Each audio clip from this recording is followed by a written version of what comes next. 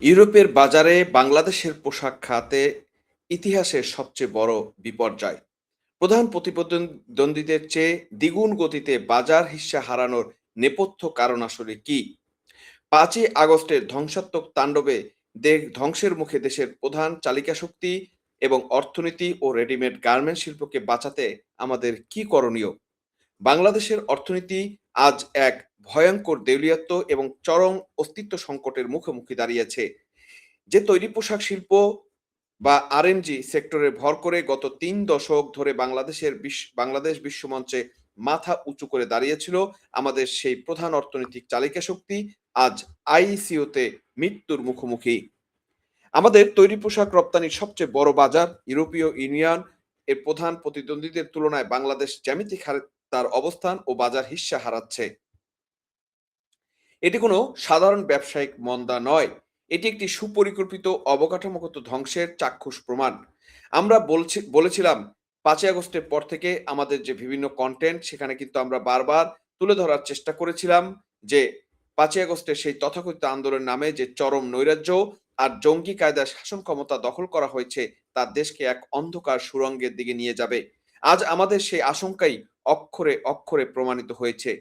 বাংলাদেশের apparels voice বা এর সংকলিত এবং ইউরোপীয় পরিসংখ্যান সংস্থা ইউরোস্টারের সর্বশেষ বিস্ফোরক তথ্য আজ পুরো দেশের রপ্তানি খাতের কঙ্কালসার রূপটি উন্মোচন করে দিয়েছে। আজ আমি এই পুরো বিষয়টা নিয়ে আপনাদের সামনে তথ্য সমৃদ্ধ করে তুলে ধরার চেষ্টা করব যে আমাদের অবস্থা আসলে কোথায় দাঁড়িয়েছে। কেন আমাদের প্রধান প্রতিদ্বন্দ্বী চীন, ভিয়েতনাম বা ভারত যেখানে টিকে আছে সেখানে বাংলাদেশের রপ্তানি খাতের কোমর এভাবে ভেঙে দেওয়া হলো? কেন আন্তর্জাতিক ক্রেতারা বাংলাদেশ থেকে মুখ ফিরিয়ে নিচ্ছে? দর্শক, আজ এই বিশেষ পর্বে আমরা এই অর্থনৈতিক বিপর্যয়ের এবং গার্মেন্টস শিল্প ধ্বংসের যে চরম পর্যায়ে এসে পৌঁছেছে এবং এর পরিপ্রেক্ষিতে দেশকে বাঁচাতে আমাদের চূড়ান্ত রাজনৈতিক লড়াইয়ের ডাক দিতে হবে এবং প্রতিরোধ গড়তে হবে। কিভাবে করতে হবে সেই বিষয়গুলো নিয়ে কথা বলতে চাই। সুপ্রিয় দর্শক, আসুন আমরা সস্তা প্রোপাগান্ডা বাদ দিয়ে একদম খোদ ইউরোপের অফিসিয়াল ডেটার দিকে একটু তাকাই, যা শুনলে আপনার আপনার মনের ভিতরে ভয় ধরে যাবে। ২০২৬ সালের জানুয়ারি থেকে মে মাসের মধ্য ইউরোপীয় ইউনিয়ন মোট পোশাক আমদানি আগের বছরের তুলনায় ৯.৯৬% কমে ৩৩.৮৪ বিলিয়ন ইউরোতে দাঁড়িয়েছে, যা আগের বছরে ছিল ৩৭.৫৮ বিলিয়ন ইউরো। অর্থাৎ বৈশ্বিক মন্দার কারণে ইউরোপে পোশাকের চাহিদা সাময়িকভাবে ১০% কমেছে। কিন্তু ভীতিজনক ও লজ্জাজনক সত্য হলো বাংলাদেশ থেকে তাদের আমদানি কমেছে এর চেয়ে প্রায় দ্বিগুণেরও বেশি। বাংলাদেশ থেকে ইউরোর পোশাক আমদানি খাতের পরিমাণ আগের বছরের তুলনায় ৮.৯৭ ইউরো এক থেকে এক ধাক্কায় ১৮.৮৯% কমে ৭.২৮ বিলিয়ন ইউরোতে নেমে এসেছে। চিন্তা করতে পারছেন, যেখানে বাজারে মোট ঘাটতি ১০% নিচে, সেখানে বাংলাদেশ একাই ব্যবসা হারিয়েছে ১৯%। এর ফলে মোট পোশাক আমদানিতে বাংলাদেশের যে মার্কেট শেয়ার হিস্যা আগে ছিল ২৩.৯%, তা কমে দাঁড়িয়েছে ২১.৫%। অথচ আমাদের প্রধান প্রতিযোগীদের দিকে তাকান।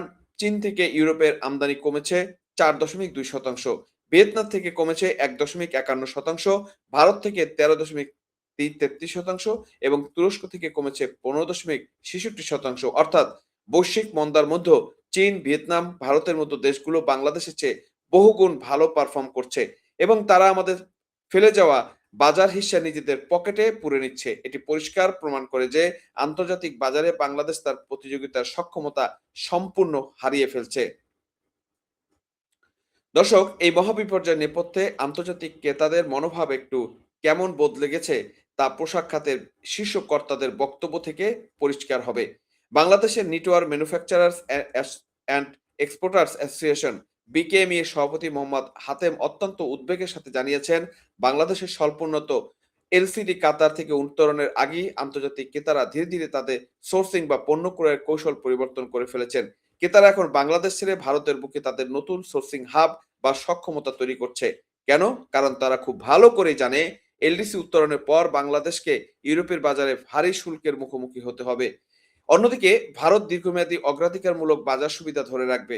নব্য শাসকেরা দেশের ক্ষমতা দখল করে বড় বড় ডায়লগ দিয়েও এলডিসি উত্তরণের পর দেশের রপ্তানি খাতে কিভাবে টিকবে তার কোনো বৈপ্লবিক রোডম্যাপ তারা তৈরি করতে পারেনি। এর সাথে যুক্ত হয়েছে শিল্পের কাঠামোগত দুর্বলতা। ডিবিএল গ্রুপের ব্যবস্থাপনা পরিচালক এম এ জব্বার একটি অত্যন্ত গুরুত্বপূর্ণ বিষয় তুলে ধরেছেন। তিনি বলছেন, বাংলাদেশ, ভারত, পাকিস্তান এবং কম্বোডিয়া এখন পুরোপুরি পুরনো প্রথায় তুলা বা কটন ভিত্তিক পোশাকের উপর নির্ভরশীল। অন্যদিকে আমাদের প্রধান প্রতিদ্বন্দ্বী ভিয়েতনামের মতো দেশগুলো কৃত্রিম তন্তু বা ম্যানমেড ফাইবার এমএমএফ যেটা বলা হয় দিয়ে পণ্য তৈরি করে নিজেদের সক্ষমতা আকাশচুম্বী করে তুলছে। বিশ্ববাজারে যখন কৃত্রিম ফাইবারের কাপড়ের চাহিদা বাড়ছে, তখন স্বাভাবিকভাবে ভিয়েতনামের মতো দূরদর্শী দেশগুলো অর্ডার লুফে নিচ্ছে আর আমাদের কারখানাগুলো মাকড়সার জাল বুনছে। দর্শক, আন্তর্জাতিক বাজারে আমাদের এই ভরাডুরির জন্য কেবল বাইরের চাহিদা কমাই দায়ী নয়, আমাদের ভিতরে প্রশাসনিক ও নীতিগত দেউলিয়াত্ব এর জন্য সমানভাবে দায়ী। ইউরোপীয় ইউনিয়ন এখন কার্বন নিঃসরণ নেট জিরোতে নামিয়ে আনা সহ পরিবেশ সংক্রান্ত অত্যন্ত কঠোর ডিজিলিজেন্স এবং স্টেবিলিটির বাধ্যবাধকতা আরোপ করেছে। স্টেবিলিটির যে বাধ্যবাধকতা কিন্তু তারা আরোপ করেছে। ক্রেতারা এখন সোর্সিং করার আগে দেখছে যে সরবরাহকারী দেশগুলো নবায়নযোগ্য জ্বালানি ব্যবহারে কতটা নির্ভরযোগ্য। ভারত ও পাকিস্তানের মতো দেশগুলো এই সবুজ রূপান্তরে অনেক দূর এগিয়ে গেলেও আমাদের বর্তমান সরকার এই বিষয়ে এখন পর্যন্ত কোনো স্পষ্ট দীর্ঘমেয়াদী পরিকল্পনা দেখাতে পারেনি। ফলে ক্রেতারা বাংলাদেশকে একটি চরম অনিশ্চিত এবং ঝুঁকিপূর্ণ গন্তব্য মনে করছেন। এর উপর স্প্যারো গ্রুপের ব্যবস্থাপনা পরিচালক শোভন ইসলাম যে জ্বলন্ত বাস্তবতার কথা বলেছেন তা প্রতিটি ব্যবসায়ীর ঘরের কথা। দেশের ভিতরে এখন ব্যাংকের চড়া সুদহার, মূলধনের চরম সংকট, জ্বালানি লাগামহীন মূল্য বৃদ্ধি, গ্যাস ডিজেলের তীব্র ও অনিয়মিত সরবরাহ রপ্তানিকারকদের পিঠ দেয়ালে ঠেকিয়ে দিয়েছে। কারখানায় গ্যাস নেই, জেনারেটর চালানোর ডিজেল নেই, ব্যাংক থেকে ঋণ নিতে গেলে সুদের চোটে দেউলিয়া হওয়ার অবস্থা। এই নরক গুলজারের মধ্যে কোন দেশ কোন দেশ কি আন্তর্জাতিক প্রতিযোগিতায় টিকে থাকতে পারে দর্শক? আপনারা চিন্তা করেন, মানে প্রতিটা জায়গাতে আমাদের নরক যন্ত্রণা ভোগ করতে হচ্ছে। উৎপাদন সক্ষমতার পরও শুধু নীতিগত অনিশ্চয়তা আর অযোগ্য প্রশাসনের কারণে অযোগ্য সরকার বা নেতৃত্বের কারণে আমাদের দীর্ঘমেয়াদী শক্তির জায়গাগুলো আজ ধূলিসাৎ হয়ে যাচ্ছে। দর্শক, এই পতনের শেষ আঘাত চেয়েছে পণ্য দামের উপর। ইউরোস্টারের তথ্য মতে এর বাজারে বাংলাদেশের গড় রপ্তানি মূল্য আগের বছরের তুলনায় ৯.৪১% কমে প্রতি কেজিতে ১৩.৯৬ ইউরোতে নেমে এসেছে। একই সময় আমাদের মোট রপ্তানি পরিমাণ ১০.৪৬% কমে ৫২১.৩৭ মিলিয়ন কেজিতে হয়েছে। এর মানেটা আপনারা কি বুঝতে পারছেন? আমাদের দেশের পোশাক কারকরা এখন যেমন পরিমাণে কম পোশাক বিক্রি করছেন, ঠিক তেমনি সেই পণ্যের দামও আগের চেয়ে কম পাচ্ছেন। আন্তর্জাতিক বাজারে বাংলাদেশের পণ্যের দাম সস্তা দরে বিক্রি করতে হচ্ছে কারণ আমাদের দর কষাকষি কোনো রাজনৈতিক বা কূটনীতিক শক্তি অবশিষ্ট নেই।